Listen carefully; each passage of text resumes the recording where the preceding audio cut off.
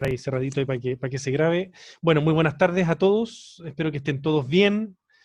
Estamos con esto es una innovación al programa de cuarto año, pero yo creo que en todo caso esto va a ser favorable para que ustedes lleguen ya cuando se enfrenten a estos casos, ¿no es cierto? Especialmente pacientes desdentados, tengan un poquito más de conocimiento en cuanto a la planificación de los casos, ¿ya?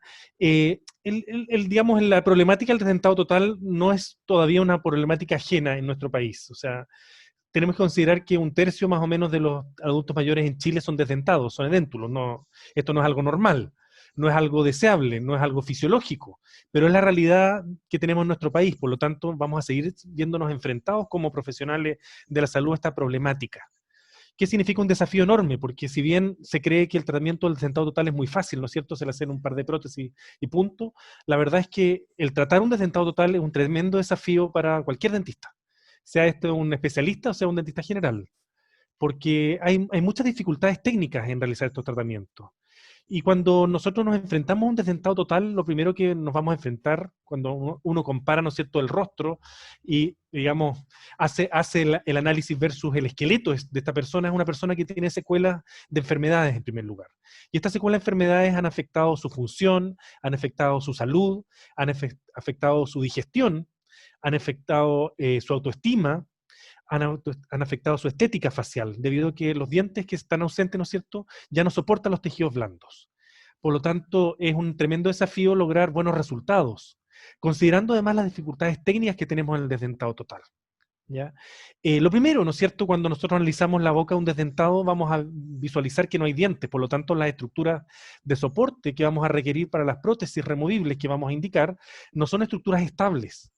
Las mucosas tienen la gran desventaja que son resilientes, son móviles, están cubiertas de líquido, por lo tanto es muy difícil, ¿no es cierto?, lograr una buena adhesión de las prótesis y que las prótesis se mantengan en posición. Y además están sujetas a al efecto de los músculos peribucales, como son los músculos buccinadores, los músculos de la lengua y del piso de boca. Por lo tanto, es una tremenda complicación desde el punto de vista técnico. Y además, ¿no es cierto?, el fabricar prótesis nuevas va a significar fabricar dientes a ciegas prácticamente, porque no tenemos una referencia estable respecto a la forma de sus dientes originales, ¿no es cierto?, su color original, la posición de sus dientes, como tampoco de las relaciones intermaxilares que, como vamos a ver, estas se ven alteradas después de que los pacientes pierden los dientes, y tampoco de su patrón original de oclusión. ¿Cómo era su patrón original de oclusión? No lo desconocemos y sabemos que tenemos que cambiarlo, porque en el caso de las prótesis totales no podemos utilizar guías desoclusivas. Tenemos que utilizar, como ustedes saben, un esquema oclusal que se llama oclusión balanceada bilateral. Eso significa que hay contactos en trabajo y en balance y estos tienen que ser simultáneos, lo cual también es súper difícil desde el punto de vista técnico, lograr el balance oclusal. Por lo tanto, hay un montón de problemas en el desdentado total al momento de hacer el tratamiento, y la verdad es que esto se traduce en varias complicaciones postoperatorias. Se estima que entre un 20 y un 90% de los pacientes presentan algún grado de complicación postoperatoria. Eh, Puede ser de diferente índole, como por ejemplo úlceras traumáticas que son transitorias, pero también pueden agravarse como lesiones hiperplásicas y otro tipo de complicaciones postoperatorias. Por lo tanto, es un tratamiento que significa un tremendo desafío para el profesional. Y eso tienen que tenerlo claro, esto no es fácil, ¿ya? Esto no es para nada fácil. Ahora, dentro de los antecedentes del paciente que tenemos que recabar para llegar al diagnóstico, al plan de tratamiento y posteriormente al pronóstico, es primero que nada la personalidad del paciente. Esto se basa, digamos, en el criterio profesional, en la experiencia, y uno más o menos tantea el terreno y va a ver, y con bastante, mientras más años, ¿no es cierto, doctor Seguiel? ¿No es cierto? Mientras más años uno tenga, Así uno es. se va dando cuenta, se dando cuenta cómo hacer la colaboración del paciente, y las posibilidades de éxito también. O sea, hay pacientes que uno sabe que va a fracasar al momento de empezar. Y a esos pacientes hay que decirle que la prótesis superior se la cobra, pero la prótesis inferior se la regalo, para que no la venga a cobrar después, porque no le va a funcionar.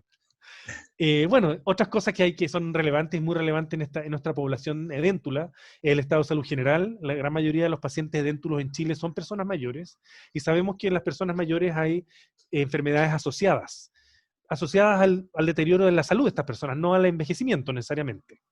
Las personas, como ustedes van a saber ahora, ustedes van a tomar el curso de odontogeriatría, Y las enfermedades que afectan a los adultos mayores no son parte del envejecimiento fisiológico. Nosotros debiésemos llegar a adultos mayores sanos, sin diabetes, sin hipertensión, sin artritis reumatoidea, sin cáncer, etcétera. Digamos, son factores genéticos, son factores ambientales los que nos llevan a enfermarnos. Bueno, y también la historia dental, principalmente la experiencia protésica, que esto es algo muy relevante al momento de evaluar a un paciente desdentado total o parcial. La experiencia protésica es un buen predictor de éxito. El paciente que haya usado previamente prótesis removibles y que las haya usado con éxitos, es más probable que se adapte a una prótesis removible nueva. Este es un excelente predictor de éxito. Por lo tanto, la experiencia protésica es algo que nosotros tenemos que preguntarle al paciente y obviamente si esta ha sido negativa o positiva, y si es negativa, indagar por qué. Porque muchas veces hay problemas técnicos de las prótesis que nosotros podemos solucionar, pero otras veces, ¿no es cierto?, no existen, sino que son situaciones particulares del paciente, principalmente su tejido de soporte o su personalidad, que hacen que el paciente sea incapaz de adaptarse a los aparatos protésicos. De ahí partimos, ¿no es cierto?, con la carrera un poquito perdida. Bueno, complementando lo que es la anamnesis, ¿no es cierto?, el examen clínico, nosotros tenemos que analizar en el examen clínico principalmente el remanente biológico. Eso quiere decir, ¿no es cierto?, que hay ciertos tejidos que también van a ser buenos predictores de éxito. Por ejemplo, la encía insertada o encía adherida, si hay abundante encía adherida y esta es firme, está firmemente adherida al periósteo, esto va a ser un buen predictor de éxito de las prótesis removibles. Lo mismo pasa con la altura y el espesor de los rebordes alveolares. Rebordes alveolares altos y redondeados son predictores de éxito en comparación con rebordes alveolares en filo de cuchillo o deprimidos o bajos y redondeados. Por lo tanto, la clasificación de Atwood y, ¿no es cierto?, el complemento con la palpación que hacemos de los rebordes alveolares en el examen físico del paciente, también es un buen predictor de éxito. Y finalmente están los exámenes complementarios, que son las radiografías que nosotros le solicitamos al paciente. En el caso de los edéntulos, la radiografía que nosotros vamos a solicitar es la panorámica, o la ortopantomografía, como se le llama también, que nos da una visión general. Por lo tanto, en base a estos antecedentes, nosotros vamos a comenzar lo que es la planificación del tratamiento del paciente. Y otra cosa que es importante que ustedes tienen que partir preguntándole al paciente, ¿no es cierto?, es su motivo de consulta, ¿se recuerdan? Básicamente son los objetivos del paciente. Muchos de los objetivos, ¿no es cierto?, pueden ser biológicos. Por ejemplo, cuando el paciente presenta heridas o presenta lesiones intraorales que el paciente percibe, ¿no es cierto?, y que le molestan, por ejemplo, hiperplasias inflamatorias, candidiasis oral, ¿no es cierto?, ya más severa, tipo 3 generalmente ya tiene síntomas, o tipo 2, no la tipo 1, pero básicamente hay problemas biológicos. ¿Ya? Problemas estéticos, ¿no es cierto?, que también puede ser un buen objetivo del tratamiento del paciente, mejorar su estética. El darle soporte a los tejidos faciales. Y la más recurrente probablemente, ¿no es cierto?, además después de la estética, diría yo, o antes que la estética, es la funcional. La incapacidad que tiene el paciente de poder efectuar sus actividades diarias, ¿no es cierto?, con sus prótesis. El poder masticar, el poder hablar, el poder deglutir, el poder sonreír, que son las, digamos, actividades que son, la principal es la masticación, evidentemente, la principal función fisiológica de los dientes, o puede ser una combinación de todas. Pero esto es bien importante que se indague antes, porque básicamente es el problema que nosotros tenemos que abarcar en el tratamiento del paciente. Ahora, respecto a la personalidad del paciente, House clasifica a los pacientes, esta es una clasificación antigua, ¿no es cierto?, basada sencillamente en la experiencia del autor. Esto no tiene ninguna base científica, y House no era psicólogo, era protecista, de esos antiguos. Gringo, ¿no es cierto?, donde en Estados Unidos a los 15 años, 18 años a las niñas les regalaban prótesis removibles le extraían todos los dientes y les regalaban prótesis removibles porque se consideraba que las prótesis removibles proveían mejor estética, ¿no es cierto?, y no tenían caries y no tenían enfermedades. Por lo tanto, ese era el regalo de los 15, 18 años, traerle los dientes y hacerle prótesis. Entonces tenía una vasta experiencia este caballero, y él, ¿no es cierto?, clasificó a los pacientes en 4 categorías. El filosófico es el mejor paciente. No sé por qué le puso ese nombre, pero básicamente el paciente confiado, que se entrega al tratamiento y que colabora. El indiferente digamos, es un paciente que no es muy bueno, pero tampoco es un paciente que se opone al tratamiento. Sin embargo, tenemos el crítico, que es el que llega con el que nosotros conocemos, ¿no es cierto?, el paciente que llega con la bolsa de prótesis antiguas que se la hizo todo el mundo, pela a todos los colegas, ¿no es cierto?, habla mal de todo el mundo. Eso quiere decir que ustedes van a ser los próximos pelados y los próximos, ¿no es cierto? Así que ese es un mal predictor de éxito, o sea, un buen predictor de fracaso. Ustedes van a ser los próximos que van a caer en la lista, ¿no es cierto?, de los fracasos, se los vaticino. Entonces, con esos pacientes no tenemos mucho que hacer, ¿ya? Se le ofrecerá lo que se pueda, ¿no es cierto?, pero no desgraciadamente con estos pacientes no se puede mucho porque, especialmente cuando no hay problemas técnicos asociados a los aparatos protésicos. Cuando han sido prótesis bien confeccionadas por colegas que ustedes conocen, ¿no es cierto? Que son colegas que tienen una buena formación o que son responsables, son éticos, no le van a hacer, digamos, el procedimiento como corresponde y ustedes pueden tener la certeza de que ustedes van a ser los siguientes en la lista.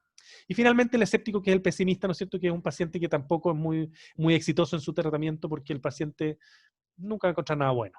¿Ya? Se parece mucho al anterior. El anterior sencillamente es criticón y pelador. Pero básicamente, digamos, los dos primeros son los mejores y los dos últimos son los peores. Básicamente, en términos generales, yo les puedo decir que nosotros pudiésemos clasificar en pacientes que son colaboradores y pacientes que no van a colaborar con el tratamiento, en términos generales. Respecto a la historia médica del paciente, es bien importante, ¿no es cierto?, no la edad, ya nos tenemos que sacar de la cabeza los viejismos, como van a hablar ustedes en odontogeriatría, este prejuicio contra la vejez, donde el viejo, ¿no es cierto?, la persona mayor es una persona, ¿no es cierto?, enferma, negativa, ¿no es cierto?, que inactiva, que no tiene, ¿no es cierto?, ganas de vivir, y vamos a ver, ¿no es cierto?, que nuestros adultos mayores son todo lo contrario. Son personas que tienen proyectos, que pololean, que tienen sexo con sus parejas, ¿no es cierto?, que les gusta salir, que les gusta bailar, que les gusta hacer un montón de cosas, ¿no es cierto?, y les gusta sonreír, les gusta comer, les gusta disfrutar de la vida. Y en eso podemos colaborar nosotros con las prótesis removibles, ¿ya? Por lo tanto, la edad no se va a relacionar necesariamente con algunas enfermedades. Las enfermedades son patologías. Y por lo tanto, tanto la pérdida de diente como las enfermedades crónicas que tiene el paciente van a ser asociadas a los problemas particulares de esa persona y no necesariamente al envejecimiento. La edad no es un factor importante, ¿ya? Cuando nosotros tenemos que predecir el éxito, pero sí el estado de salud, evidentemente. Partiendo por su estado nutricional, ¿no es cierto?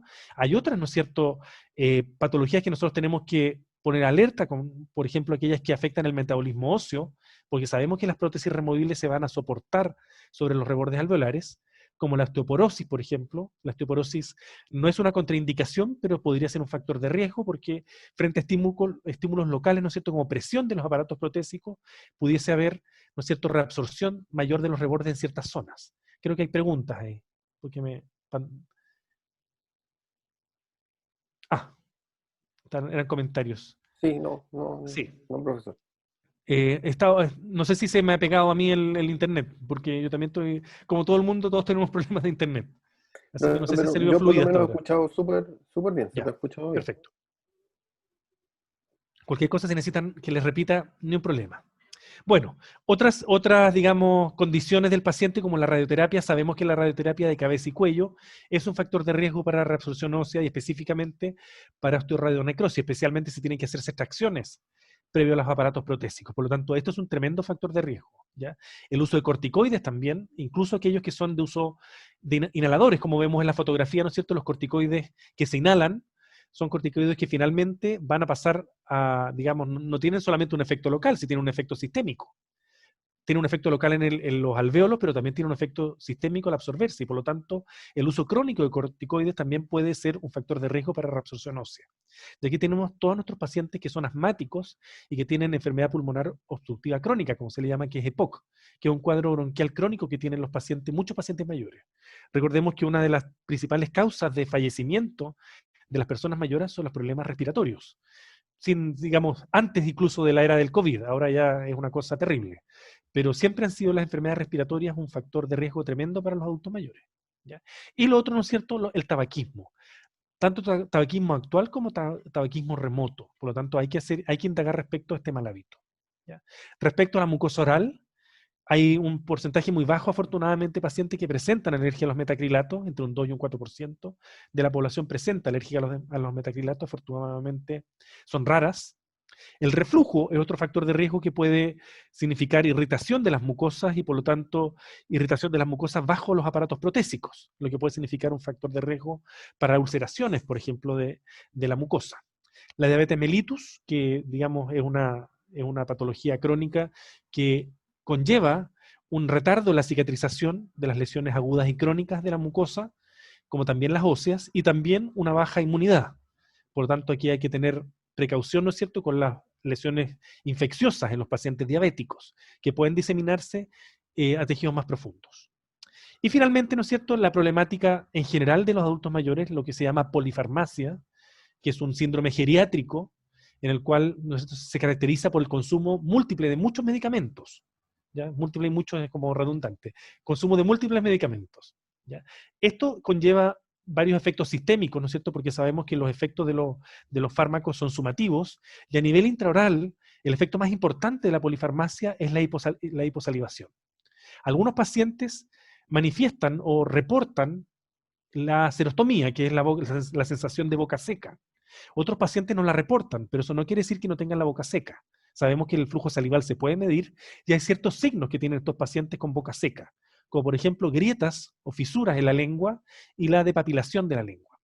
¿Ya? La lengua se ve brillante, enrojecida, fisurada. Eso es típico de un paciente o con polifarmacia, o también los diabéticos presentan este tipo de signos clínicos a nivel intraoral.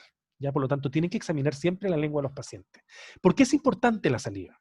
Recordemos que la saliva es muy relevante no solamente para el proceso de digestión de los alimentos, para la autoclisis, y no es cierto, eliminar o barrer el biofilm bucal y dental, sino que también sabemos que el flujo salival normal favorece la retención de los aparatos protésicos, porque recordemos que las prótesis removibles se retienen por capilaridad, es decir, se forma una película de saliva viscosa bajo el aparato protésico o entre el aparato protésico y la mucosa oral, y de esa forma el aparato protésico se retiene, algo así como un sopapo, una ventosa. ¿Se acuerdan cuando ustedes están en el auto y le pegan algo en el parabrisas, ¿no es cierto?, le pasan la lengua?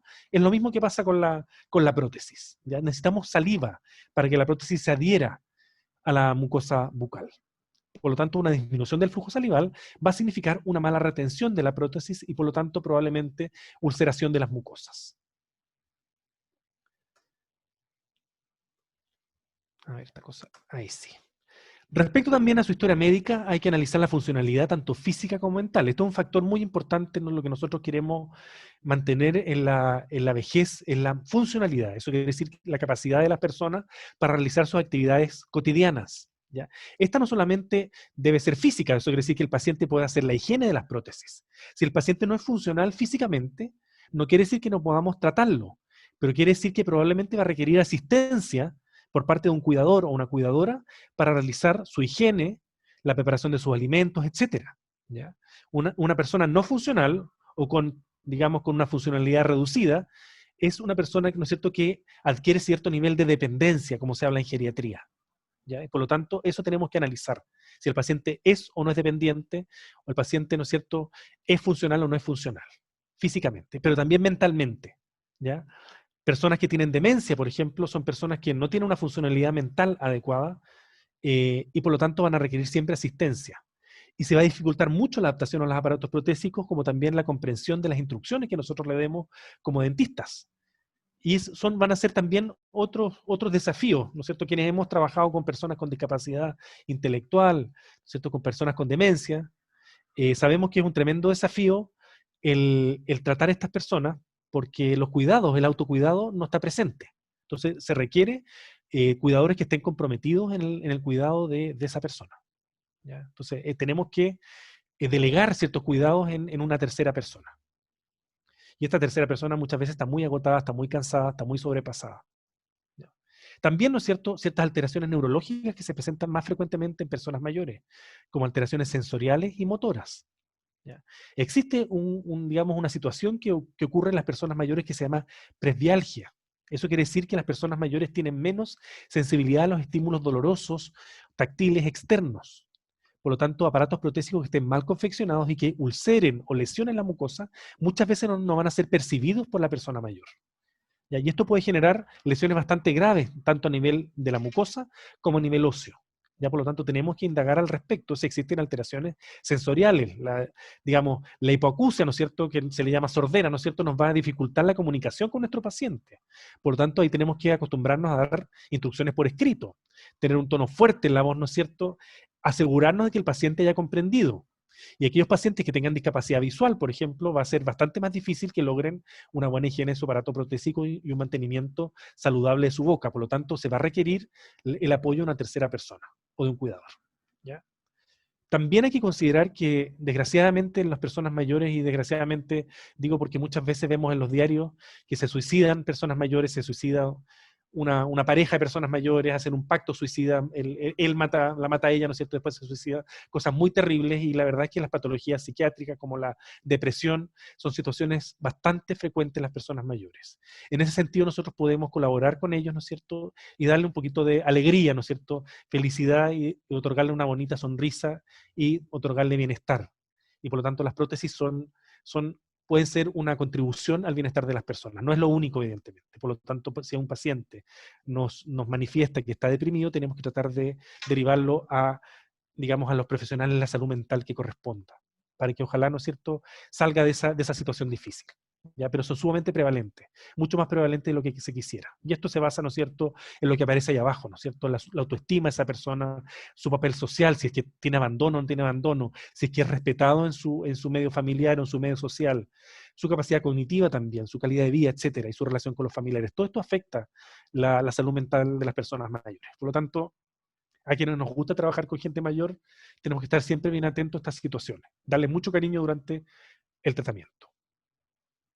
Respecto a la historia dental, también es bien importante indagar la causa y los momentos de las pérdidas dentarias, ¿ya? Las causas me refiero, ¿no es cierto?, si la pérdida de los dientes fueron por motivos periodontales, como aparece ahí en la fotografía, o fueron por caries, ¿ya? Es mucho más probable que tengamos una mayor reabsorción ósea si estas pérdidas dentales fueron por motivos periodontales. Es decir, la enfermedad periodontal deja como secuelas a nivel óseo un reborde alveolar irregular digamos, con defectos óseos, lo cual va a ser un sustrato mucho más desfavorable para las prótesis removibles convencionales, ya versus, ¿no es cierto?, cuando las exodoncias se realizan por motivos de caries. También el momento, mientras más precoz en la vida es la pérdida de los dientes, más reabsorción ósea vamos a tener finalmente. Por lo tanto, ¿no es cierto?, si el paciente perdió los dientes hace 3 años, no es lo mismo que si el paciente perdió los dientes hace 30 años. Es mucho más probable que tengamos mucho más reabsorción ósea si la pérdida ósea fue mucho más remota, mucho más antigua, ¿ya? Y eso va a influenciar evidentemente el pronóstico del tratamiento, porque nosotros dependemos de rebordes alveolares en buenas condiciones. También, ¿no es cierto?, el tratamiento protésico previo. Yo les he dicho, ¿no es cierto?, que es un buen predictor de éxito, ¿no es cierto?, la experiencia protésica previa, y es verdad, es un buen predictor, pero eso no quiere decir que los rebordes alveolares y los tejidos en general van a estar en mejores condiciones si ha tenido tratamientos protésicos previos. Es mucho más probable que los tejidos de soporte van a estar en peores condiciones si ha tenido tratamientos protésicos previos.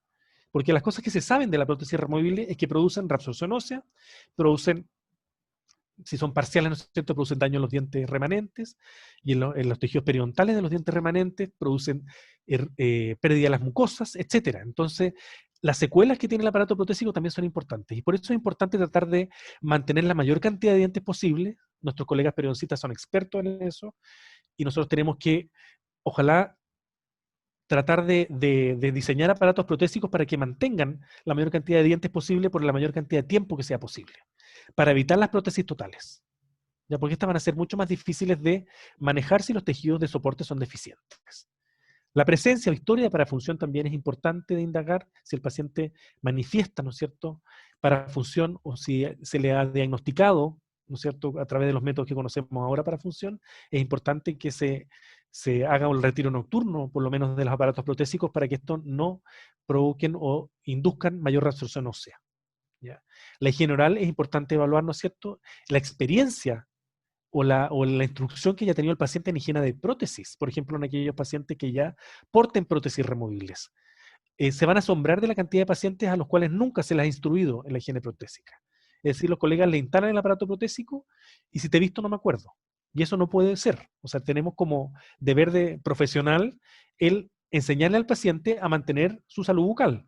Y eso implica la higiene de las prótesis, ya que no se limpian con el cepillo de dientes. No se limpian con pasta de dientes tampoco, ¿ya? O sea, hay elementos de higiene especiales que nosotros tenemos que utilizar para los aparatos protésicos, ¿ya? Y también, ¿no es cierto?, como último factor que aparece ahí es la autovaloración. ¿Cuán relevante es la salud bucal para los pacientes? ¿Ya? Eso también, ¿no es cierto?, va a ser un buen predictor de éxito, ¿no es cierto? Si el paciente valora su salud bucal, es probable que vaya a cuidar sus aparatos protésicos, es probable que vaya a venir a control cada cierto tiempo, ¿no es cierto?, y va a tener una actitud más positiva frente al tratamiento odontológico. Dentro del examen clínico, ¿no es cierto?, nosotros vamos a hacer un examen clínico tanto intra como extraoral. Siempre partimos por el extraoral, ¿no es cierto?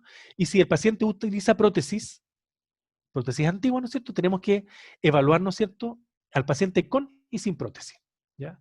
Tenemos que observar la simetría facial, ¿no es cierto?, y observar si la línea media dental, es decir, protésica, esta es una paciente mía portadora de prótesis, podemos observar que su línea media dental no coincide en absoluto con su línea media facial, ¿ya? No solamente está desviada 6 milímetros hacia la izquierda, sino que además está inclinada, ¿ya? Por lo tanto, eso es un problema estético que podemos solucionarle a la paciente. También tiene que hacerse un análisis fonético, si la paciente o el paciente puede pronunciar adecuadamente los fonemas, especialmente aquellos que son dentales, como las S o labiodentales, las S, las M, las F, las V, ¿no es cierto? Y analizar, ¿no es cierto?, la relación que tienen los dientes con el labio superior y con el labio inferior también, cuando pronunciamos estos fonemas. También, ¿no es cierto?, analizamos la sonrisa, si las líneas labiales son las adecuadas. Me refiero a la relación de los dientes con el labio superior, como también los dientes con el labio inferior. Si la sonrisa es ascendente, por ejemplo, lo cual nos vemos aquí en este paciente. Si es que, ¿no es cierto?, el despliegue gingival es el adecuado, vemos un montón de encía por acá atrás, que se ve como raro, ¿ya? Y si el corredor vestibular, que es este espacio, este triángulo negro, es de un tamaño adecuado, el corredor vestibular es enorme, vemos un triángulo negro demasiado grande, una sombra muy grande en los dientes. Esos son problemas estéticos que nosotros podemos solucionar, ¿ya? Pero probablemente esta sonrisa invertida se debe a algo, como vamos a ver, ¿ya? Y lo otro que vamos a analizar, ¿no es cierto?, son las proporciones faciales, ¿ya? Eso quiere decir, ¿no es cierto?, que los 3/3 debiesen ser más o menos, ¿no es cierto?, homogéneos o equivalentes, ¿ya? Y vamos a hacer el análisis de la dimensión vertical, que es, ¿no es cierto?, el análisis del tercio inferior de la cara. Con las prótesis, y si las prótesis no tienen mucho valor, porque generalmente si las prótesis, la dimensión vertical, evidentemente, se altera. También, ¿no es cierto?, en el examen de perfil, vamos a analizar el soporte Disculpa, labial. Daniel, es que Acá. dicen que no entendieron lo de corredor vestibular. Ya. El Tabata, corredor por ejemplo. vestibular, sí.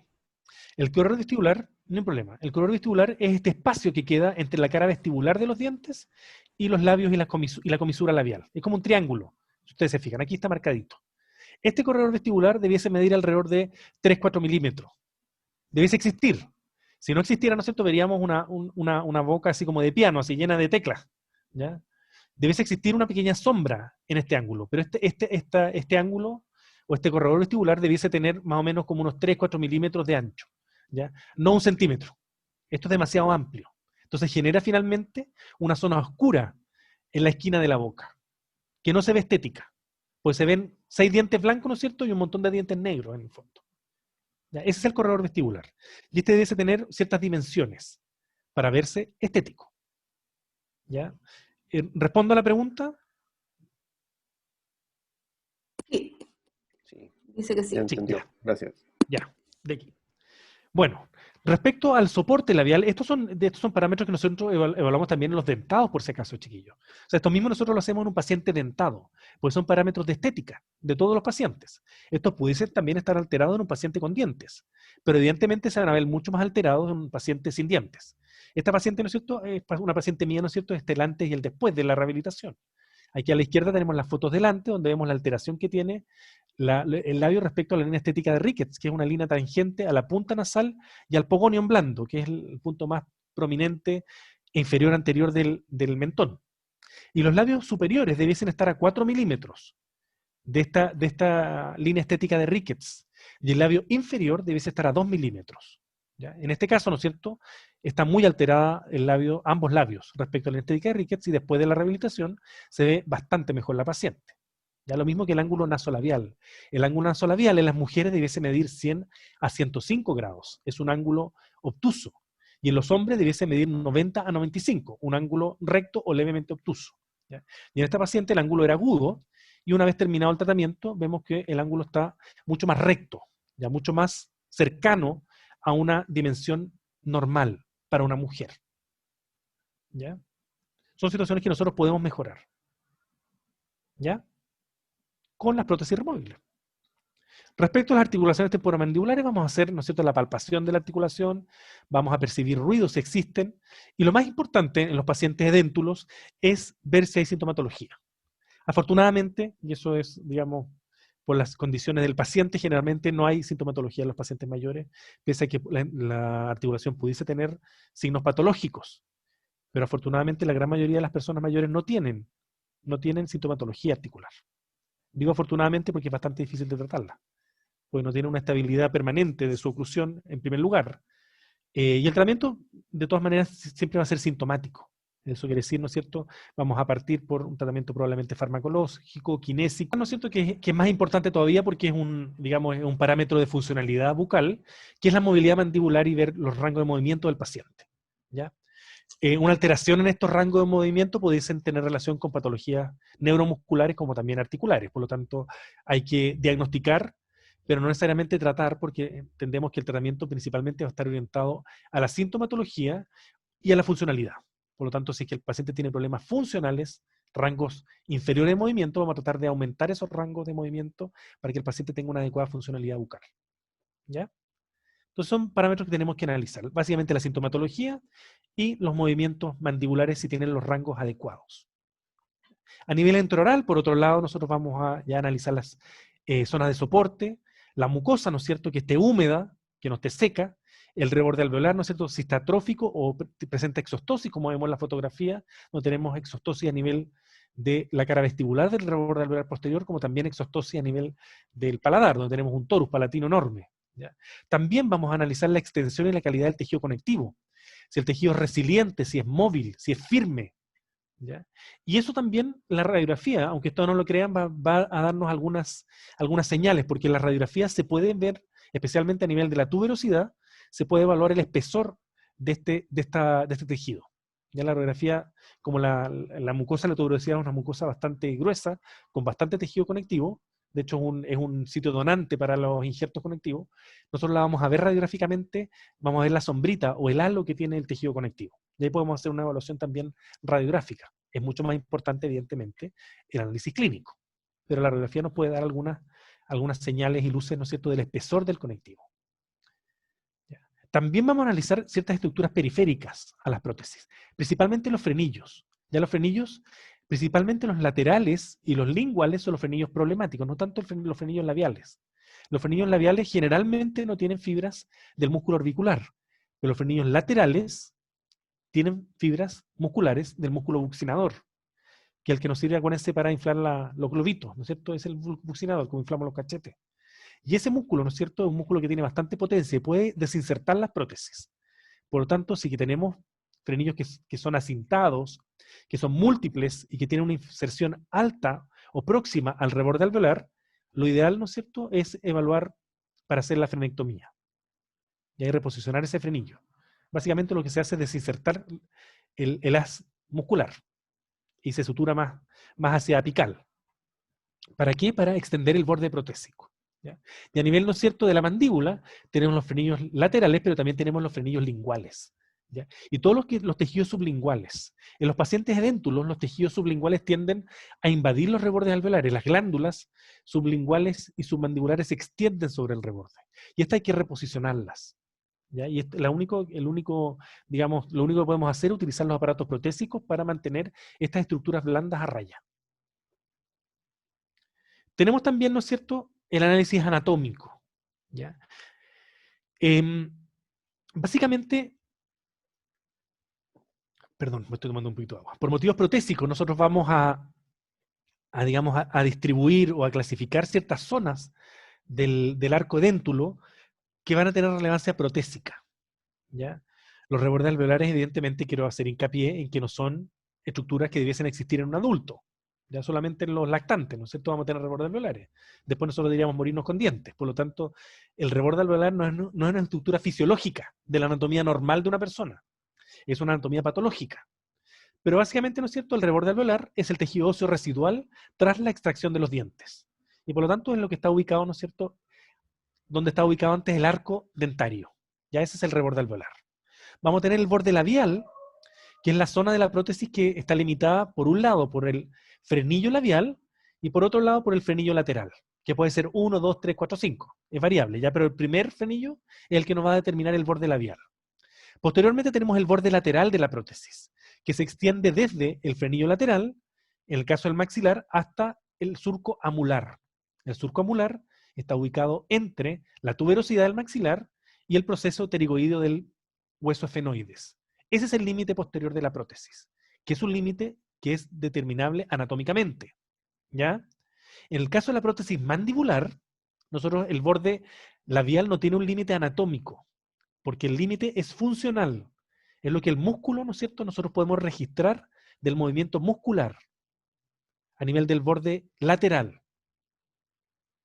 ¿Estamos claros? Y después, ¿no es cierto?, tenemos la zona de sellado posterior. La zona de sellado posterior en el maxilar es la zona glandular que está ubicada en la zona donde estaban ubicados antiguamente, ¿no es cierto?, cuando el paciente tenía dientes, a nivel del segundo molar. Lateralmente los segundos molares. ¿Ya? Es la zona que se llama, vamos a ver después, postdamming. Es un término anglosajón, que es la zona de sellado posterior.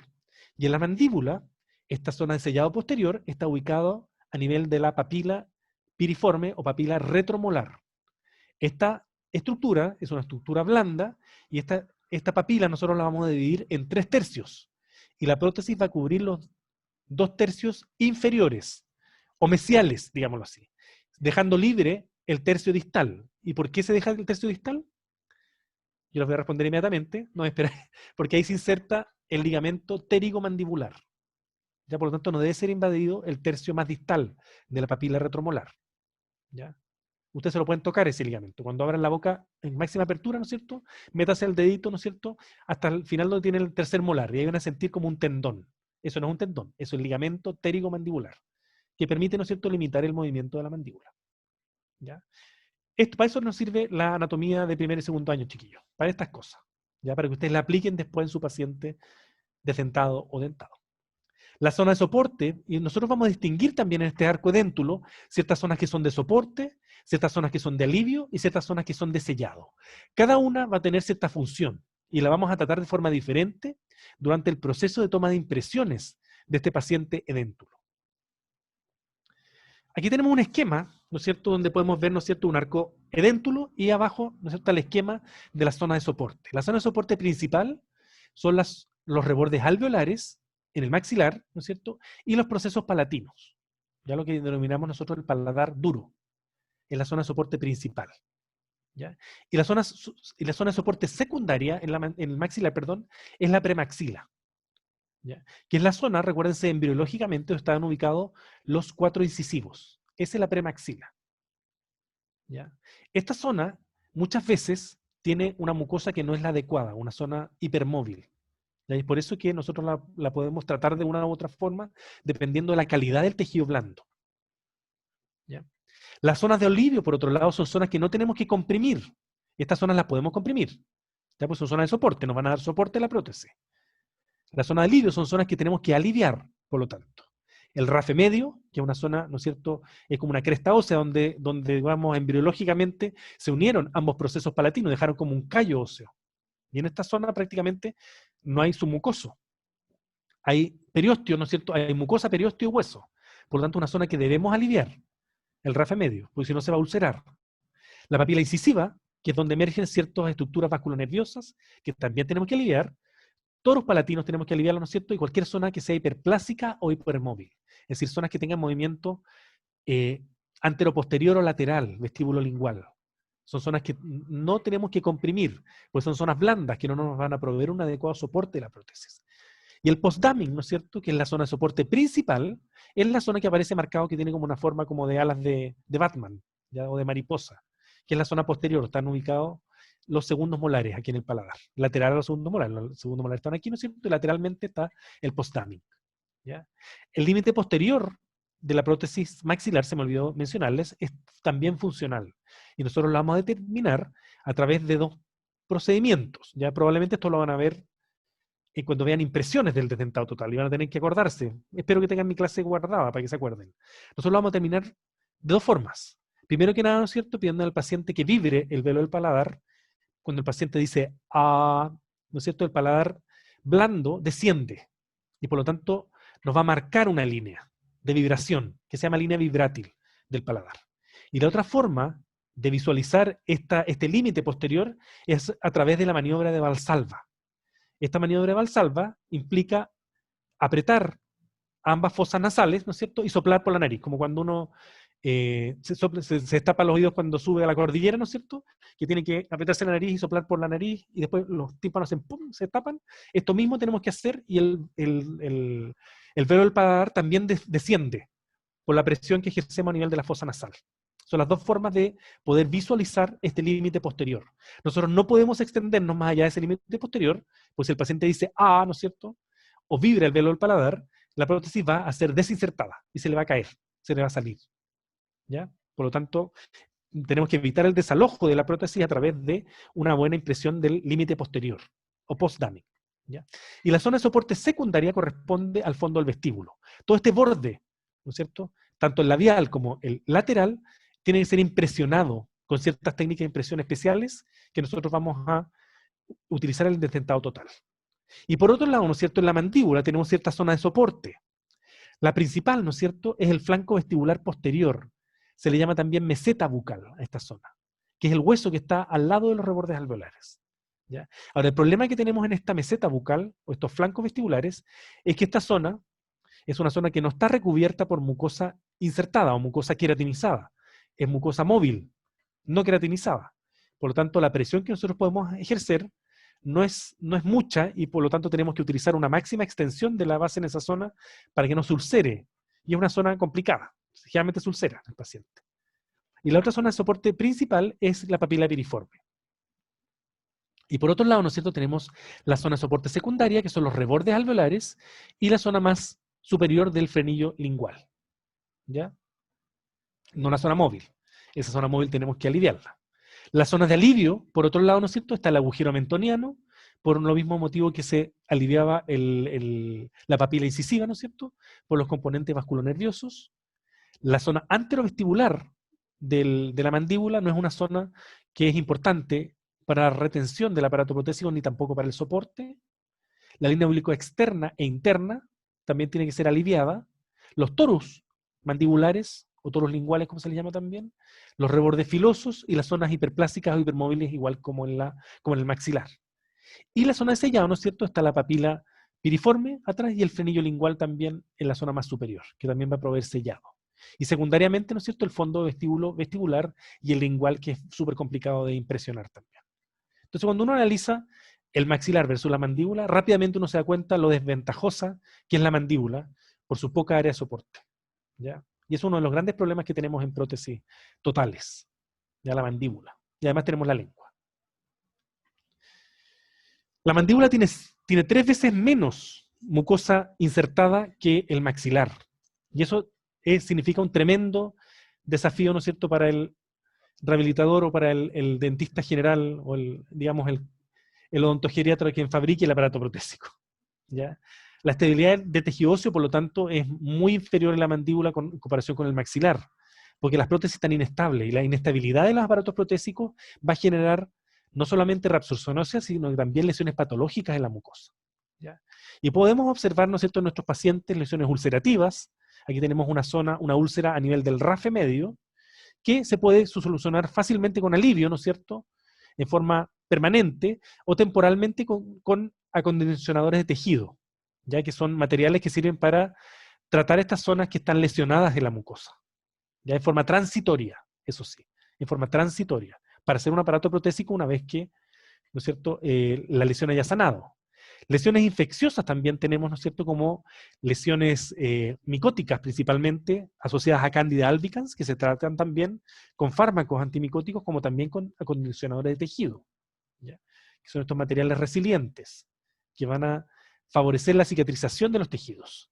Lesiones hiperplásicas también. Aquí tenemos, ¿no es cierto?, una hiperplasia fibrosa inflamatoria en el borde lingual, asociada al borde lingual de un aparato protésico mandibular, como también lesiones hiperplásicas asociadas a Candida albicans. Aquí tenemos una estomatitis subprotésica tipo 3, ¿ya?, de Newton, que son las hiperplásicas. Estas tienen que tratarse quirúrgicamente, ¿ya? No van a receder espontáneamente. ¿Ya? Por lo tanto, la cirugía es la terapia indicada para el tratamiento de este tipo de lesiones. Se puede acompañar de acondicionadores de tejido también, porque estos favorecen una adecuada cicatrización de los tejidos al reducir el impacto físico que tiene la prótesis. Pero aún así, el tratamiento es quirúrgico. Y tenemos también las lesiones neoplásicas, ¿no es cierto?, que son las menos la más terrible, ¿no es cierto?, que el tratamiento es oncológico, quirúrgico. ¿Ya? Ojalá se puedan operar. Y aquí tenemos, ¿no es cierto?, cómo se opera, ¿no es cierto?, una hiperplasia fibrosa inflamatoria del piso boca, ¿no es cierto? Se tiene que cortar y el piso boca automáticamente como que se abre y hay que volver a suturar. Y, ¿no es cierto?, las hiperplasias del paladar, ¿no es cierto?, Sucea cándida, se hacen con fresones. ¿Ya? Porque uno a uno hay que estar reduciendo estos fibromas que se forman, ¿no es cierto?, que son pequeños fibromas que se forman en el paladar. Y queda el paladar todo cruento, queda todo sangrante y por eso se utiliza acondicionador de tejido o una prótesis se rebasa y posteriormente se rebasa con acrílico y posteriormente con acondicionador de tejido para favorecer la cicatrización de los tejidos. ¿Ya? Situaciones que hay que evaluar también son la extensión y calidad del tejido conjuntivo. ¿Ya? El tejido conjuntivo, ¿no es cierto?, tiene, ¿no es cierto?, de dulce y a gras, o sea, aporta, ¿no es cierto?, positivamente a las zonas de sellado. Las zonas de sellado se caracterizan por tener abundante tejido conjuntivo. Las zonas de sellado, les reitero, ¿no es cierto?, son la zona del postdamming, que es la zona posterior y lateral del paladar, y también la zona de la papila retromolar o papila piliforme, ya que son las zonas que son resilientes, y por lo tanto esas zonas las podemos sobrecomprimir para que nos provea sellado. Pero por otro lado, ¿no es cierto?, tenemos factores negativos que nos proveen estas zonas de ¿cómo se llama?, hiperplástica, y por lo tanto, estas zonas hiperplásticas nos van a favorecer a una mayor movilidad de la prótesis. Así como son móviles las mucosas, también si existen zonas móviles debajo de las prótesis, también nos van a proveer hipermovilidad en las prótesis, lo cual no es positivo, es un factor negativo. ¿Ya? Porque esta zona, ¿no es cierto?, reticular, papilar, ¿no es cierto?, y de glándulas y células grasas, donde están ubicadas las glándulas sebáceas, las glándulas sudoríparas en la piel, ¿no es cierto?, y en el caso de la mucosa bucal hay un tejido adiposo en esta zona, especialmente en la zona posterior maxilar en el postdamming. Esta zona puede tener un grosor que varía, es muy variable, ¿ya? La cantidad de fibras colágenas que tenga la zona papilar, como también la cantidad de estructuras anexas de las mucosas. Varía de acuerdo a la zona. Generalmente en las zonas posteriores, en la zona de la tuberosidad, hay mucha más cantidad de tejido conectivo fibroso. ¿Ya? Mientras que en las zonas, ¿no es cierto?, del paladar, hay estructuras asociadas. Tenemos glándulas salivales menores, ¿no es cierto?, por ejemplo. Tenemos tejido graso en el paladar. Entonces son diferentes la histología de las diferentes estructuras. Por lo tanto, generalmente las tuberosidades son más firmes que la zona posterior del paladar. Entonces, ¿no es cierto?, generalmente también el espesor de la tuberosidad es mayor que de las zonas anteriores. Muchas veces es hasta 3 veces más grueso la mucosa a nivel de la tuberosidad que el resto de la mucosa del reborde alveolar. Esto, ¿no es cierto?, significa que muchas veces estas zonas, yo les dije anteriormente, ¿no es cierto?, son utilizadas como zonas donantes de tejido conectivo para injertos. Luego tenemos tuberosidades que son gruesas y que tienen abundante conectivo. Pero en general, ¿no es cierto?, el promedio de espesor de la mucosa en general es alrededor de 2 milímetros, ¿ya? Excepto la zona posterior del maxilar, que es la zona del postdamming, como también la zona de la tuberosidad, que es aún más gruesa, que ronda los 5 milímetros. Y esta es la división estándar, por si acaso, la que aparece entre paréntesis. ¿Ya? Y lo que aparece en número grande es el promedio de espesor. En la mandíbula en general es igualmente, ¿no es cierto?, delgadita, excepto en la papila, que es un poco más gruesa la mucosa en esa zona. ¿Ya? Nuevamente, la mandíbula es menos favorable que el maxilar, porque la mucosa además es más delgada. Entonces, cuando hay zonas hiperplásicas que interfieran, y por eso quiero hacer hincapié, y quiero que se acuerden de esa sonrisa invertida, ¿no es cierto? Esta paciente, le voy a volver a mostrar la foto, ya para que nos recordemos. Esta paciente tiene esta sonrisa invertida porque no cabían los dientes, porque las tuberosidades eran enormes. Entonces, en vez de reducir quirúrgicamente las tuberosidades, lo que se hizo fue hacer los dientes de esta forma y por lo tanto los dientes posteriores le quedan en el ombligo. Entonces la sonrisa se altera. Lo ideal frente a tuberosidades hiperplásticas es hacer la reducción quirúrgica. Evidentemente, ¿no es cierto?, si el paciente está de acuerdo con esa intervención quirúrgica. Si no, ¿no es cierto?, hay que explicarle cuáles son las implicancias. ¿Ya? Tenemos, ¿no es cierto?, un problema estético, que es lo que le decía yo. Una alteración del plano oclusal, porque el plano oclusal, en vez de ser ascendente hacia atrás, va a ser descendente, lo que va a significar finalmente una mordida, o sea, una sonrisa invertida. Puede haber interferencia de las bases protésicas, que era lo que pasaba con esta paciente, que es una paciente mía, que tenía hiperplasia de las tuberosidades. Interfiere con las bases protésicas. ¿Ya? No hay espacio para el acrílico, porque la tuberosidad choca con la papila retromolar. ¿Ya? Y si son móviles, ¿no es cierto? Si son móviles, estas tuberosidades se mueven hacia vestibular y lingual, va a haber un problema con la estabilidad de las prótesis. Y ahí la verdad es que el procedimiento quirúrgico para eliminar las tuberosidades hipermóviles o hiperplásticas es un procedimiento quirúrgico bastante simple. Ya que es muy simple. Se hace un colgajo, como ustedes ven, en forma de semilunar, ¿no es cierto? De espesor casi completo de la tuberosidad, y posteriormente, ¿no es cierto?, se cierran los labios de la herida y se cierran por primera intención, es decir, se juntan los labios, y el tejido que sobra muchas veces sobra tejido, ¿ya? Porque al eliminarse el conectivo, ¿no es cierto?, que estaba rellenando todo este tejido, este epitelio, sobre epitelio, ¿ya? Entonces, es un procedimiento que es bastante simple. Bueno, a mí no me gustaría que me lo hicieran, pero bueno, hay que explicarle al paciente cuáles son las implicancias, obviamente. Ahora, cuando ustedes hagan el diagnóstico en su examen clínico de las mucosas del paciente, de la zona de soporte, las zonas de sellado, ustedes tienen que hacer lo que se llama un mapa de resiliencia, ya que se tiene que hacer cuando ustedes vean la ficha clínica de los pacientes edéntulos, este mapa de resiliencia tiene que adicionarse al examen de la zona edéntula a nivel de las mucosas y de los tejidos duros. Esto se hace con un instrumento ROMO, en lo cual vamos comprimiendo los tejidos y vamos a marcar primero como referencia 1 las zonas fisiológicas de resiliencia máxima, que son las zonas de sellado. Básicamente son las zonas del postdamming, en el maxilar y en la mandíbula. Esa va a ser nuestra referencia. ¿Y por qué les digo referencia? Porque la referencia varía de acuerdo a la persona. Por lo tanto, este examen es un examen que es individual. Si yo me hago un mapa de resiliencia, ¿no es cierto?, si fuese déntulo, probablemente sería diferente al mapa de resiliencia que tiene el doctor Castro, por ejemplo, o la doctora Muñoz, porque todos somos diferentes. Por lo tanto, nosotros tenemos que utilizar como referencia de resiliencia máxima la zona del paciente, no la zona de otro paciente, ¿ya? Y la zona de resiliencia máxima, le insisto, es la zona fisiológica de sellado, ¿ya? Que es la que siempre tiene mayor resiliencia que el resto de los tejidos. En el maxilar es el postdamming, en la mandíbula, ¿no es cierto? Perdón. El postdamming de la mandíbula que está a nivel de la papila. Y ahí se la marcamos como zona de resiliencia máxima. Las zonas de resiliencia mínima son aquellas zonas que son más firmes que la zona de resiliencia máxima. ¿Ya? El RAFE medio, por ejemplo, es nuestra zona de referencia como resiliencia mínima. ¿Ya? Es la zona más firme que tenemos en la boca, tanto en el maxilar como en la mandíbula. ¿Ya?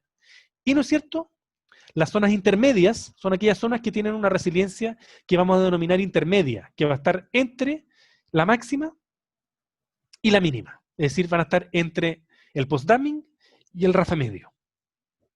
Pero algunos pacientes, no en todos, en este paciente, ¿no es cierto?, que esto es un dibujo mío hecho con lápiz de color, ¿no es cierto? Y le puse el color que hay que ponerle un color determinado, el que ustedes elijan, ¿no es cierto? Si les gusta el dorado, el verde, no sé, ahí ustedes elijan.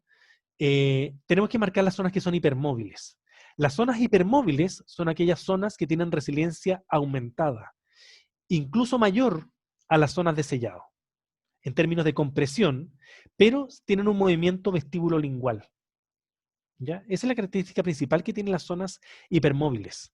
Son depresibles, tan depresibles como el postdamming o más, pero además tienen un movimiento vestíbulo-lingual, que no debiese existir ese movimiento vestíbulo-lingual. ¿Ya? ¿Tienen dudas al respecto de esto? Porque es un poquito abstracto. Es más fácil, evidentemente, cuando ustedes tengan sus pacientes dentro, esto va a ser súper fácil de entender cuando hagan el examen físico del paciente. Chat, no hay nada, ninguna pregunta, Ya. profesor. Ya, gracias. Lo otro, ¿no es cierto? Además del conectivo, ¿no es cierto? La resiliencia de las mucosas, vamos a analizar el reborde alveolar y vamos a ver el grado de atrofia que tiene este reborde alveolar. ¿Ya? ¿Y por qué se atrofia el reborde alveolar? Principalmente porque al perderse los dientes, como sabemos, tienen un ligamento periodontal, y este ligamento periodontal ejerce sobre el hueso alveolar estímulos tanto compresivos como estímulos traccionales. Y cuando hay compresión, ¿no es cierto?, hay reabsorción ósea. Si hay tracción, hay aposición ósea. Y en el periodonto, ¿no es cierto?, de los dientes naturales, genera un equilibrio entre los procesos, ¿no es cierto?, de compresión y de tracción, generando un equilibrio también entre la reabsorción y la aposición ósea. Cuando perdemos los dientes, ¿no es cierto?, y por lo tanto perdemos el ligamento periodontal, vamos a tener solamente estímulos de reabsorción a través de los prótesis removibles. Y estas prótesis removibles van a generar compresión e hipoxia a nivel de los tejidos blandos. Y eso, ¿no es cierto?, va a generar una compresión e hipoxia a nivel del periósteo y por lo tanto esa zona se va a necrosar. Y así sucesivamente vamos a ir perdiendo hueso, porque una vez que se necrosa el periósteo, ¿no es cierto?, hay hipoxia el periósteo, va a haber una reabsorción, una respuesta de reabsorción del hueso por los estímulos compresivos. No tenemos tracción, por lo tanto no podemos tener aposición ósea. ¿Ya? Y tenemos una tomografía de un paciente edéntulo y de un paciente dentado. Y aquí vemos, ¿no es cierto?, la diferencia, lo tenemos, ¿no es cierto?, en densidad ósea en un paciente dentado, ¿no es cierto?, parcial en este caso, pero dentado, donde tenemos, ¿no es cierto?, láminas duras, y aquí tenemos, ¿no es cierto?, un paciente edéntulo. Ya son imágenes de tomografías, no son de radiografía, pero básicamente podemos aquí graficar cómo el hueso se ve en un paciente edéntulo. ¿Ya? Mucho más esponjoso generalmente e irregular la superficie. ¿Ya?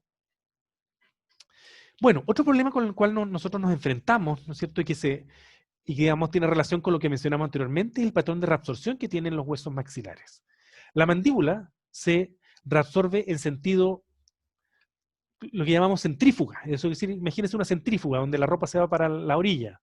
O sea, la mandíbula se reabsorbe de adentro hacia afuera, o de lingual a vestibular. Y además, ¿no es cierto?, hay una reducción vertical, a nivel posterior principalmente. Y el maxilar se reabsorbe en forma centrípeta. Eso quiere decir que se reabsorbe a nivel lateral vestibular. ¿Ya? Y vertical principalmente en la premaxila. ¿Ya? Y esto genera que principalmente tengamos, finalmente, debido a este patrón de reabsorción, donde perdemos altura en la premaxila se avanza hacia el lingual, también a nivel lateral, a nivel del maxilar posterior, vamos a tener reabsorción en vestibular, mientras la mandíbula tiene reabsorción en lingual, lo que se produce es una mordida cruzada finalmente. ¿Ya? Una vez que perdemos los dientes, ¿no es cierto?, y empezamos con la reabsorción del maxilar, el maxilar se va a reabsorber como hacia lingual, y la mandíbula se va a reabsorber desde lingual, por lo tanto, hacia vestibular. Y se genera este problema, ¿no es cierto?, que tenemos un maxilar, ¿no es cierto?, reabsorbido, que es angosto, y una mandíbula enorme que la rodea. ¿Ya? Y se acuerdan, ¿no es cierto?, que desde el punto de vista esquelético, ¿ya?, y de la oclusión normal, el maxilar es el que rodea la mandíbula. ¿Ya? Los dientes mandibulares, el arco mandibular tiene menor perímetro que el arco maxilar, y aquí es al revés. Lo que puede generar en muchas circunstancias la necesidad de diseñar una mordida invertida, debido a que no podemos inclinar tanto los dientes. ¿Ya? Y eso nos dificulta aún más el balance oclusal. ¿Ya? Finalmente, ¿no es cierto?, tenemos la problemática, debido a que se origina de reabsorción ósea, de reabsorción, ¿no es cierto?, y retención de los aparatos protésicos. ¿Ya? Se han tardado de idear durante la historia de la odontología ciertos procedimientos para aumentar la altura del reborde alveolar de los edéntulos, como por ejemplo estos son injertos de hidroxiapatita, que se colocaban antes en el submucoso, que al final se movían como un rollo así de moneda. Si la hidroxiapatita no se pega al hueso. Por lo tanto, tampoco era muy efectivo la vestibuloplastía, que era otro procedimiento que se hacía, que era desinsertar los músculos del mentón para alargar el borde anterior de la mandíbula. ¿Ya? Que tampoco es un procedimiento que sea muy predecible en el tiempo y que es bastante cruento. Imagínense que les despeguen los músculos de la zona anterior del mentón. ¿Ya? Entonces hoy en día tenemos básicamente dos opciones. Colocar implantes para mejorar la retención, o, ¿no es cierto?, hacer adecuadas técnicas de impresiones, que es lo que vamos a hacer nosotros. Impresiones, ¿no es cierto? En los edéntulos se toman 2 sets de impresiones, por lo menos, ¿no es cierto?, que son impresiones preliminares, ¿no es cierto?, que son anatómicas, y posteriormente impresiones anátomo-funcionales, que son las definitivas. ¿Ya? Y muchas veces tiene que hacer una tercera impresión, que es básicamente una impresión autogenerada o un rebasado del aparato protésico. ¿Ya? Por las dificultades técnicas que tenemos. Los implantes afortunadamente nos han servido para mejorar esto, pero el problema con los implantes es el costo. Todavía nuestra población no puede acceder masivamente a los implantes. ¿Ok? El implante Doctor, disculpa, hay un comentario en el chat. Dime. Mauricio Chamorro dice que cree haber leído en alguna parte que la reabsorción ósea era por la disminución en la estimulación mecánica. Al no haber dientes, la fuerza no se concentra en las zonas específicas del hueso, alveolo, sino que se homogeneiza en toda la superficie ósea, y por adaptación se perdía la densidad ósea y disminuía el tejido. Sí, pues. O sea, hay presión. La presión genera, o sea, la ausencia del estímulo funcional que tienen los dientes va a hacer que finalmente se reabsorba el hueso. Además, ¿no es cierto?, por compresión. Y la compresión genera, ¿no es cierto?, daño tisular. Entonces, aquí hay una mezcla, ¿no es cierto?, de una presión excesiva a través de las prótesis, como también de la ausencia del estímulo funcional a través del periodonto, que ya no existe. Por lo tanto, lo que va a existir es reabsorción ósea. Y digamos, la reabsorción ósea va a tener diferentes patrones de acuerdo a patrones genéticos del paciente. O sea, esto es un hecho común, pero hay pacientes que tienen una reabsorción ósea que es muy severa y otros pacientes que en las mismas condiciones tienen reabsorción óseas que son de menor severidad. ¿Ya? Bueno, hay cierto, y siguiendo lo que yo les mencioné anteriormente, hay ciertos pacientes que son, digamos que tienen un angelito genético, ¿no es cierto? Son favorecidos genéticamente, y estos pacientes tienen rebordes alveolares de gran altura, inclusive después de mucho tiempo de extraído los dientes. ¿Ya? Pero estos pacientes que tienen rebordes de tan alta altura, ¿no es cierto?, de tan favorable, ¿no es cierto?, no va a ser favorable para un tratamiento removible. Ya estos pacientes, ¿no es cierto?, un paciente que tenga esta estructura ósea, ¿no es cierto?, es un paciente que está indicado colocarse implantes y rehabilitaciones fijas sobre implantes. ¿Ya? No digamos rehabilitaciones removibles, debido a que estos rebordes están invadiendo el aparato protésico, el espacio protésico. ¿Ya? Imagínense, ¿no es cierto?, si este paciente sonríe y se le ven los rebordes alveolares. Si se le ven los rebordes alveolares, quiere decir que los dientes superiores le van a quedar en el ombligo, ¿no es cierto?, y los dientes inferiores le van a quedar en el ojo, porque están invadiendo el espacio protésico. Entonces, ¿no es cierto?, en estos pacientes que no tienen otra opción, ¿no es cierto?, que aparatos removibles convencionales, no queda otra opción que hacer la reducción quirúrgica de los rebordes para eliminar, ¿no es cierto?, altura de los rebordes y favorecer el espacio protésico. Nosotros cuando evaluamos un edéntulo y le pedimos al paciente que sin prótesis sonría, no debiésemos ver los rebordes alveolares. Si vemos los rebordes alveolares, quiere decir que hay un exceso de tejido óseo, que puede ser aprovechado, ¿no es cierto?, si el paciente tiene los recursos económicos, tiene una salud compatible, ¿no es cierto?, para otro tipo de rehabilitación. Ojalá una rehabilitación fija sobre implante, si el paciente puede costearlo. Los torus, ¿no es cierto?, dependiendo de su tamaño, de su forma, pueden ser aliviados o pueden ser removidos quirúrgicamente. ¿Ya? Torus que son pequeños y son lisos, estos pueden ser aliviados. Eso quiere decir que en la cubeta nosotros vamos a hacer ciertos procedimientos para que no haya excesiva presión. Y posteriormente, ¿no es cierto?, en la prótesis vamos a tratar de aliviar la presión de la prótesis en esa zona. ¿Ya? Pero hay ciertos torus, ¿no es cierto?, que impiden completamente la instalación de un aparato protésico como este torus palatino, por ejemplo, estos torus mandibulares, que estos deben ser removidos quirúrgicamente. ¿Ya? Si el paciente no quiere removerlos quirúrgicamente, vamos a tener problemas, ¿no es cierto?, de retención del aparato protésico, de soporte principalmente del aparato protésico. ¿Ya? Porque los torus desgraciadamente no son buenos, no tienen un adecuado tejido blando de soporte. Tienen un tejido muy fino que se ulcera con bastante facilidad. ¿Ya? Entonces no son buenas zonas de soporte. Y finalmente tenemos los frenillos como estructura que tenemos que evaluar, ¿no es cierto? Los frenillos, como yo les he dicho anteriormente, limitan ciertas áreas anatómicas del edéntulo, interrumpen el sellado, especialmente si son múltiples y son acintados o tienen una inserción alta o próxima al reborde alveolar, y estos son los que yo les decía que debiesen ser intervenidos quirúrgicamente. ¿Ya? Especialmente aquellos linguales donde tenemos esta anquiloglosia, ¿no es cierto?, donde hay un frenillo que es muy grueso, muy fibroso y que va a desalojar el aparato protésico. ¿Ya? Es muy raro hoy en día ver un paciente que llegue de adulta con una situación como esta. Pero tal vez en alguna zona rural, alguna vez ustedes puedan enfrentarse, una persona que no ha tenido un buen acceso a la salud bucal, ¿no es cierto?, va a ver un dentista en su vida que le corta el frenillo, básicamente, que le haga la frenectomía, para poder lograr una movilidad lingual normal y sobre todo desinsertar el frenillo del reborde alveolar. ¿Ya? Que es el procedimiento que nosotros tenemos que indicar en estos casos, que es una frenectomía. Y no es cierto, la lengua, como yo les explicaba, la lengua crece en los edéntulos y sobre todo los tejidos sublinguales. Las glándulas sublinguales, como también a nivel posterior, hay extensiones de la glándula submandibular que invaden el reborde alveolar. ¿Ya? Y se genera lo que se llama una macroglosia. Esta macroglosia es relativa, porque no es una macroglosia real, como la que ocurre en ciertas patologías sistémicas, como por ejemplo la acromegalia o también el síndrome de Down, que tienen macroglosia real. Esta es relativa. ¿Relativa por qué? Porque depende de los dientes. Una vez que los dientes existen, de nuevo, ¿no es cierto?, en este caso las prótesis, la lengua se confina nuevamente a su espacio original. Porque recordemos que la lengua es una estructura muscular. Si nosotros le damos espacio para crecer al músculo, y este es un músculo sumamente activo además, es como si fuese un fisiculturista, ¿no es cierto? Le crecen los músculos, ¿ya? Y lo que tenemos que hacer nuevamente es confinarla, ¿no es cierto? Y con las técnicas de impresión, ¿no es cierto? Y con el ordenamiento dentario, proveerle nuevamente un espacio a esa lengua. Y la lengua nuevamente va a reducirse de tamaño. Y las glándulas, ¿no es cierto?, van a mantenerse en su posición. Si nosotros retiramos el aparato protésico, las glándulas van a tender nuevamente a invadir el reborde alveolar.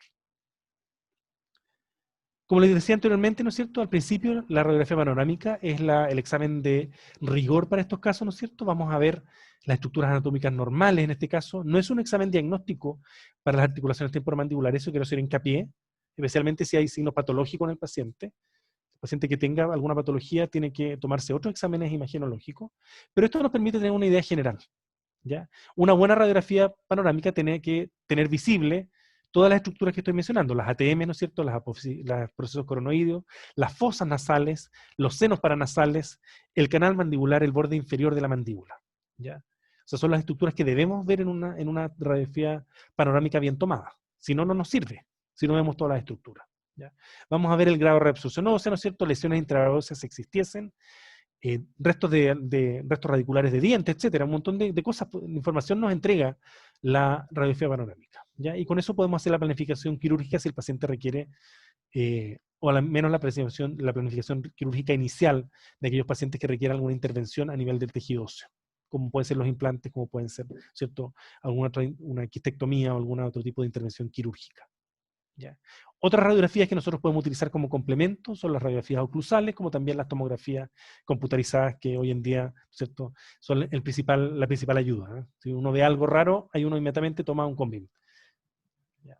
Porque muchas veces vamos a tener pacientes, como en este caso, ¿no es cierto?, donde había un resto radicular a nivel sinusal.